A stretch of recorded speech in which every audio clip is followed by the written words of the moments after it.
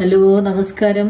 ഇന്ന് നമുക്ക് ചേമ്പ് വെച്ചിട്ട് നല്ല മധുരത്തിൽ ഒരു പലഹാരം ഉണ്ടാക്കാം. സാധാരണ നമ്മൾ ചേമ്പ് വെച്ചിട്ട് കറി ഉണ്ടാക്കാറുണ്ട്, പുഴുങ്ങിയൊക്കെ കഴിക്കാറുണ്ട്, കുറച്ച് എരിവൊക്കെ ചേർത്തും കഴിക്കാറുണ്ട്. അപ്പൊ നമുക്ക് ഇന്ന് മധുരമായിട്ട് കഴിക്കാം. വളരെ പെട്ടെന്ന് തന്നെ ഉണ്ടാക്കാം. കുറച്ച് ഇൻഗ്രീഡിയൻസ് മാത്രം മതി.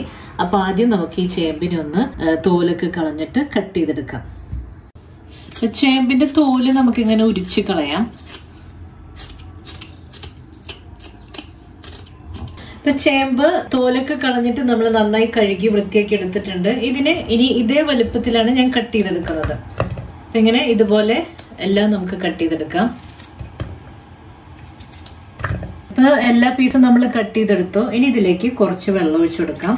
ഇത് മുങ്ങിക്കെടുക്കത്തക്ക പാകത്തില് വെള്ളം ഒഴിച്ചിട്ട് ഇനി ഒന്ന് വേവിച്ചെടുക്കണം. ഒരു നുള്ളു ഉപ്പിട്ട് കൊടുക്കുന്നുണ്ട്, നുള്ളു മതി. ഇനി ഇതിനെ ഒന്ന് വേവിച്ചെടുക്കണം. അപ്പൊ വേവിച്ചിട്ട് ഇതിന്റെ വെന്തെങ്ങനെ ഉടച്ചു കളയണ്ട, കഷ്ണം അങ്ങനെ തന്നെ കിടക്കണം. അപ്പൊ നമുക്കത് വേവിക്കാൻ വെക്കാം. ഇനി ഇതിലേക്ക് നമ്മൾക്ക് വേണ്ടത് ഒരു മീഡിയം സൈസ് തേങ്ങയുടെ തേങ്ങാപ്പാൽ എടുത്തിട്ടുണ്ട്.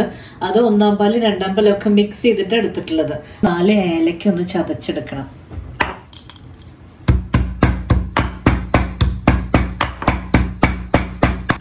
ഇത്രയും ഇൻഗ്രീഡിയൻസ് ഇവിടെ മാറ്റി വെക്കാം.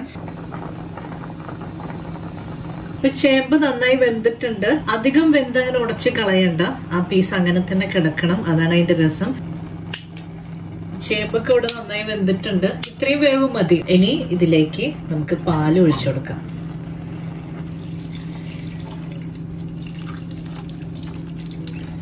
തേങ്ങാപ്പാൽ ഒഴിച്ചു കൊടുത്തു. ഇനി തേങ്ങാപ്പാലിൽ കിടന്നിട്ട് ഇതൊന്ന് കുറുകണം. ഒന്ന് തിളച്ചോട്ടെ, കുഴപ്പമില്ല. തിളച്ചിട്ടൊന്ന് കുറുകി വരണം. ചതച്ചു വെച്ചിട്ടുള്ള ഏലക്ക ഇട്ട് കൊടുക്കാം. 2 ടേബിൾ സ്പൂൺ നിറച്ച് പഞ്ചസാര ഇടുന്നുണ്ട്. അപ്പൊ നമ്മൾ വൈറ്റ് കളറിലാണ് ഇത് ഉണ്ടാക്കുന്നത്, അതുകൊണ്ടാണ് പഞ്ചസാര ചേർത്തത്. പഞ്ചസാരയ്ക്ക് പകരം ശർക്കരയും ചേർത്ത് കൊടുക്കാം. ഈ ചേമ്പിൽ ഈ പഞ്ചസാരയും പാലും ഒന്ന് മിക്സ് ആയി കിട്ടണം. അപ്പൊ അതുവരെ നമുക്ക് വെയിറ്റ് ചെയ്യാം. ചെറിയ തീയിൽ ഒന്നിങ്ങനെ തിളപ്പിച്ചെടുക്കാം. തേങ്ങാപ്പാൽ ഒഴിച്ചിട്ട് ഇത് തിളച്ച് തുടങ്ങിയിട്ടുണ്ട്. ഇതൊന്ന് ഇളക്കി കൊടുക്കണം, അല്ലെങ്കിൽ അടി പിടിക്കും. അപ്പൊ അത് നോക്കണം ഇടയ്ക്കിടയ്ക്ക്.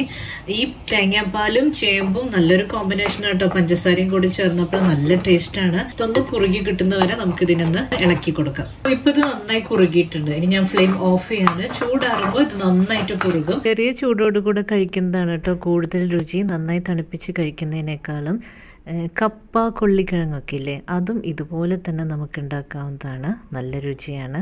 ഇപ്പോൾ ചേമ്പൊക്കെ ധാരാളം കിട്ടുന്ന സമയമല്ലേ, അപ്പോൾ ഇതുപോലെയൊക്കെ ഒന്ന് ട്രൈ ചെയ്ത് നോക്കുക. തീർച്ചയായും നിങ്ങൾക്ക് ഇഷ്ടപ്പെടും.